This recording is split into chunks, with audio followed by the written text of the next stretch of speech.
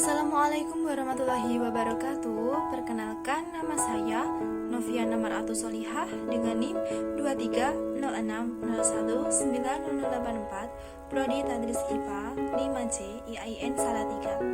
Video ini dibuat untuk memenuhi salah satu tugas mata kuliah genetika modern.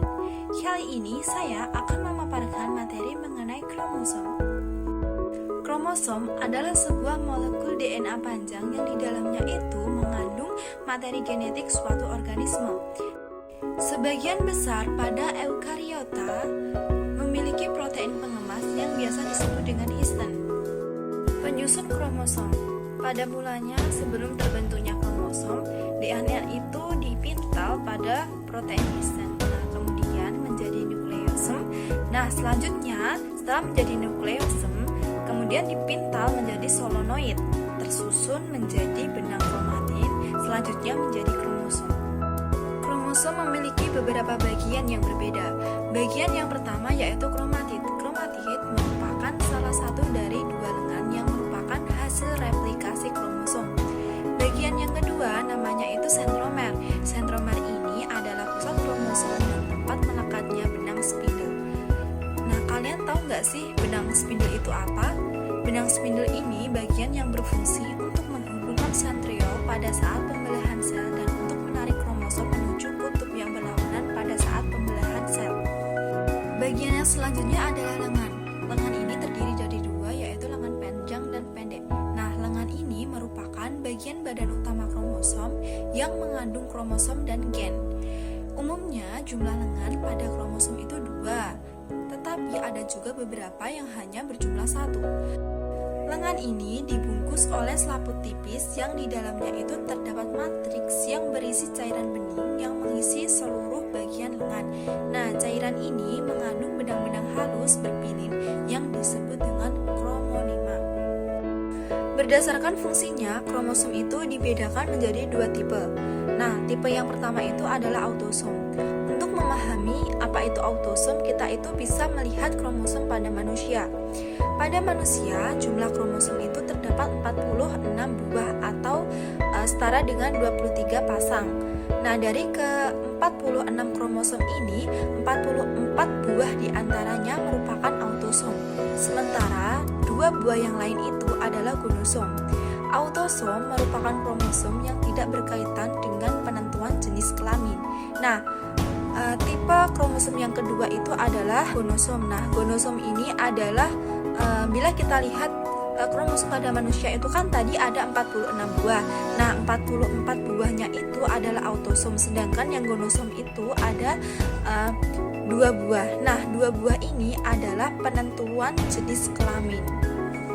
Sekarang kita melihat skema penurunan sifat pada gambar di samping.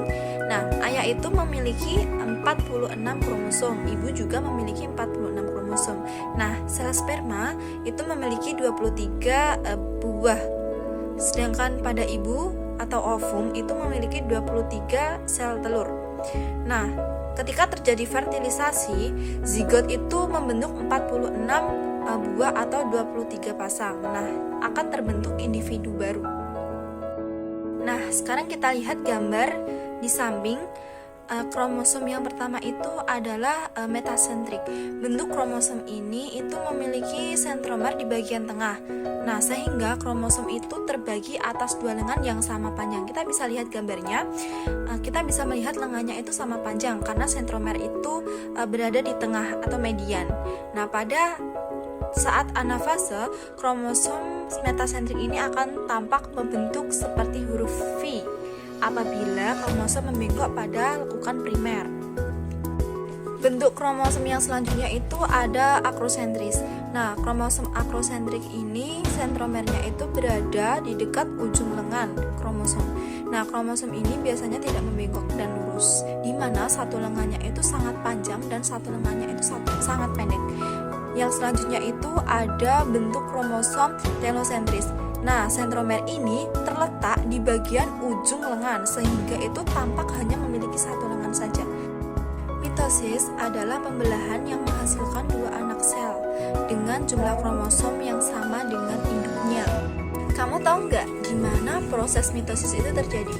Pada hewan dan manusia, proses mitosis itu terjadi di semua sel kecuali pada sel gamet atau sel kelamin. Nah, pada tumbuhan itu terjadi pada jaringan meristem. Nah, seperti pada ujung akar dan tunas batang. Pembelahan mitosis ini berfungsi untuk pertumbuhan sel tubuh, kemudian mengganti sel-sel tubuh yang rusak, regenerasi, dan mempertahankan jumlah kromosom. Meiosis adalah salah satu jenis sel yang terjadi pada organisme bereproduksi secara seksual untuk menghasilkan gamet, seperti sperma maupun sel telur. Ciri utama dari meiosis itu adalah prosesnya itu terjadi dalam 2 tahapan pembelahan. Pada akhirnya, sel yang mengalami meiosis ini akan menghasilkan 4 sel dengan setiap selnya itu memiliki satu salunan dari kromosom induknya atau haploid. Selain itu, sebelum pembelahan pertama, kromosom dari sel yang mengalami meiosis akan saling berbagi materi genetik dalam suatu proses yang disebut dengan pindah silang, sehingga akan menghasilkan kombinasi materi genetik pada setiap kromosom sel. Nantinya, ketika sel hasil meiosis yang haploid ini menyatu dengan sel haploid lainnya dalam suatu proses yang disebut fertilisasi, sel yang memiliki 2 pasang kromosom diploid akan terbentuk kembali sebagai zigot. Mekanisme meiosis ini memungkinkan organisme yang melakukan reproduksi secara seksual untuk tetap mempertahankan jumlah kromosomnya. Pada manusia dan hewan, meiosis terjadi dalam gonad dan menghasilkan sel gamet seperti spermatosit dan sel telur atau ovum.